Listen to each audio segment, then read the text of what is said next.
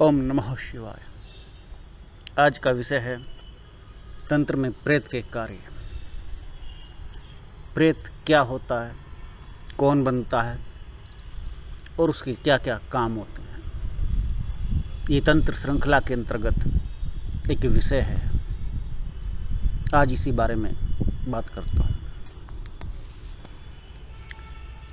भूत, प्रेत, पिशाच, ये सब जितने भी नाम हैं, ये सब आत्मा के एक स्वरूप हैं और एक योनियाँ हैं, और ये योनियाँ भिन्न भिन्न रूपों में काम करती हैं। जैसे एक शब्द आता है निशाचर, जिसमें कि जो रात्रि में चलने वाले होते हैं। निशा माने रात, चर माने रात्रि। निशाचर में राक्षस भी आते हैं और प्रेत भी आते हैं।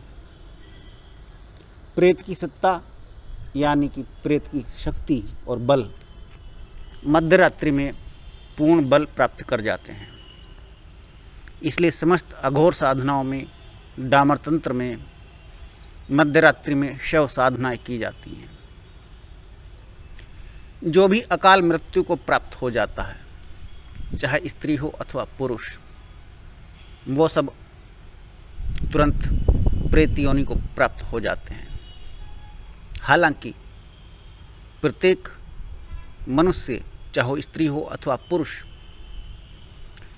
जब शरीर को छोड़ता है, उम्र चाहे कितनी भी हो, वो प्रेत योनि में ही प्रवेश करता है। और जब शमशान में अर्थी पहुंचती है, तो शमशान के दो देवता, भैरव और भैरवी, जिनको शमशान भैरव और शमशान भैरवी कहा जाता है, वे तुरंत अपने अधिकार में उस आत्मा को पकड़ लेते हैं। वो उनके अधीन हो जाती है। स्त्री है तो शमशान भैरवी उस पर नियंत्रण कर लेगी, और पुरुष है तो शमशान भैरव उस पर नियंत्रण प्राप्त कर लेगा। ऐसे में जो भी तंत्र के क्षेत्र में भूत सिद्धि करना चाहते हैं, वो भूत सिद्धि के लिए भैरव की अर्थात शमशान भैरव अथवा काली देवी, जिसको मसानी कहा जाता है, उसकी सिद्धि प्राप्त करते हैं, उसको प्रसन्न करते हैं। सबसे पहले उससे आज्ञा मांगते हैं कि हमें भूत सिद्धि प्राप्त हो सके और किसी भी एक भूत का नियंत्रण उनको मिल जाए। और वो भूत फिर तांत्रिक के अधिकार क्षेत्र में आकर के तांत्रिक के मन माने अनुसार कार्य करता है। भूत का अपना अस्तित्व खत्म हो जाता है। भूत तो रहता है, लेकिन भूत गुलाम बन जाता है। इस गुलामत की अवस्था में भूत को नाना प्रकार के कष्ट होते हैं। बिल्कुल ऐसे ही जैसे आप किसी दुष्ट मालिक के अथवा दुष्ट मैनेजर के अंडर में काम करें, जो हर पल आपको सताए, और आप वहाँ 24 घंटे के गुलाम हों, तो आपका अपना अस्तित्व नहीं रहता। आप व्याकुल और चिंतित रहते हैं। उसी तरह से भूत भी व्याकुल और चिंतित रहता है, परेशान रहता है। जैसे ही समय मिलता है, वो अपनी मनमानी करता है। तो प्रेत, आपने सुना होगा, किसी को भूत चिपट गया, ऊपरी लग गई। अब ये बात ऐसे ही है जैसे कि मालिक की निगाह बचते ही वर्कर अपने मनमाने काम करते हैं। खाली समय मिला तो विश्राम करेंगे। किसी को बीड़ी या सिगरेट की आदत है तो वो तुरंत पिएगा। किसी का मन है तो तुरंत फ़ोन का ऑन करके उस पर सोशल मीडिया को चेक करेगा, नोटिफिकेशंस देखेगा। जिसको जहाँ समय मिलता है अपनी जॉब में तुरंत अपना मनचाहा काम करता है। ऐसे ही भूत जैसे ही पाता है कि उसके पास थोड़ा सा समय बचा अथवा तांत्रिक की पकड़ से थोड़ा सा दूर हुआ, वो अपना मनचाहा काम मनचाही इच्छा को पूरा करने के लिए किसी भी शरीर का प्रयोग करता है और उस शरीर में जा कर के मन चाहे काम करता है। वो उसकी हवस भी हो सकती है, वो उसकी कोई और अन्य इच्छा भी हो सकती है। ये भूत के अपने काम हैं। जो उसके मन में सबसे गहरी प्रबल इच्छा रही और मृत्यु पहले आ गई, शरीर नष्ट हो गया, आत्मा भटकती है और उसमें भी एक गुलामियत उसको प्राप्त हो जाती है, जो कि स्वतंत्र अस्तित्व नहीं है। ऐसे में प्रेत आत्मा को बड़ा कष्ट होता है। अब तांत्रिक क्या काम करवाता है उनसे, उनकी बात करता हूं। तांत्रिक कई बार अगर अच्छा तांत्रिक है तो भूत अथवा प्रेत के मन के अनुसार भी काम करता है।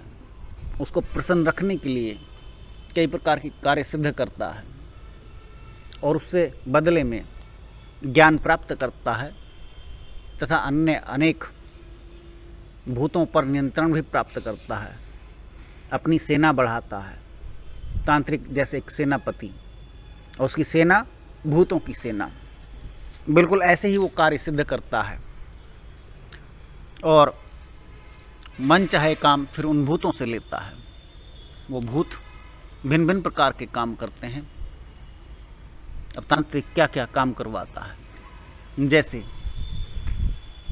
तांत्रिक को भी पैसे की जरूरत होती है, वो भी सामाजिक प्राणी है, गोपनीय रूप से सारे खेल चलते हैं। अगर उसको पैसे की जरूरत है और उस पैसे के बदले वो कुछ काम कर सकता है तो तांत्रिक वो काम भी करता है। जैसे किसी का मारण करना। बहुत से लोग अपने शत्रुओं को मारने के लिए कहाँ पहुँचते हैं? तांत्रिकों के पास। होली दिवाली पर मारण क्रियाएं की जाती हैं।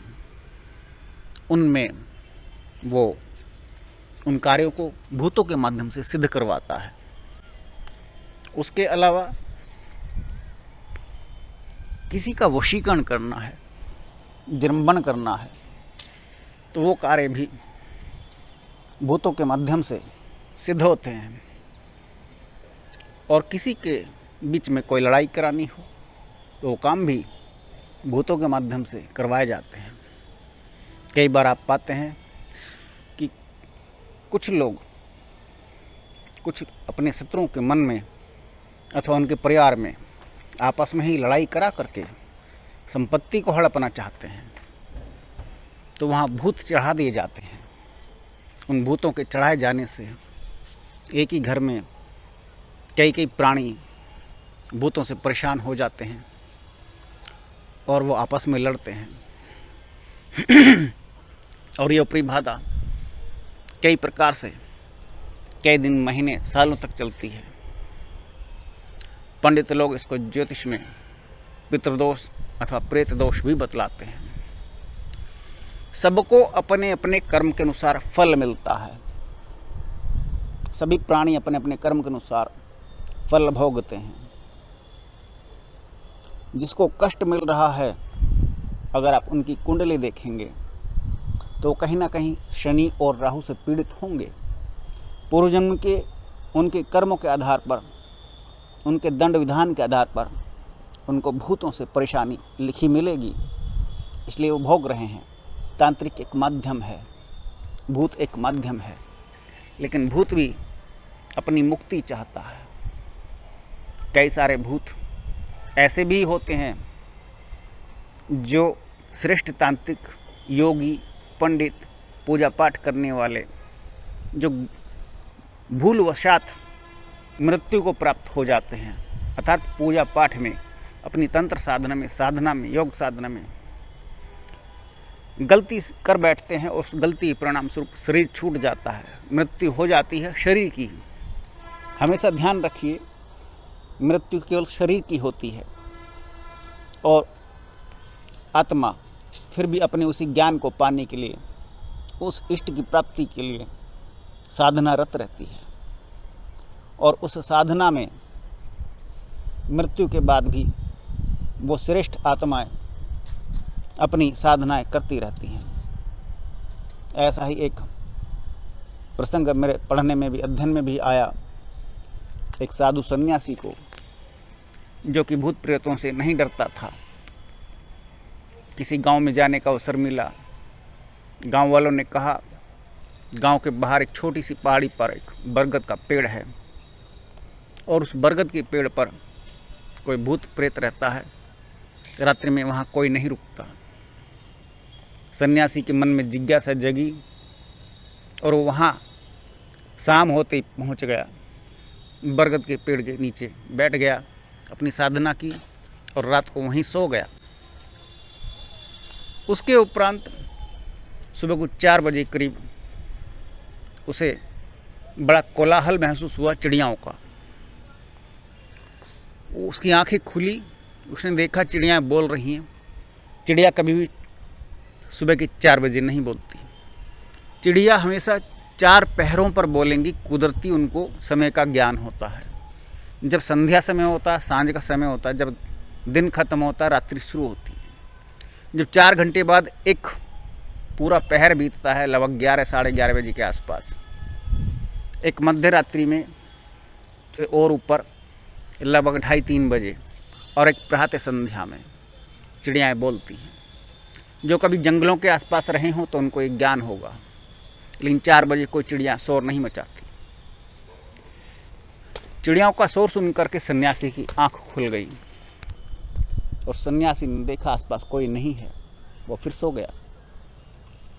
कुछ ही देर पश्चात उसको कानों में सुनाई पड़ा, यहाँ से हट जाओ, मुझे पूजा करनी है। सन्यासी तुरंत हट गया बिना देर करे। सुबह हुई, सब कुछ सामान्य।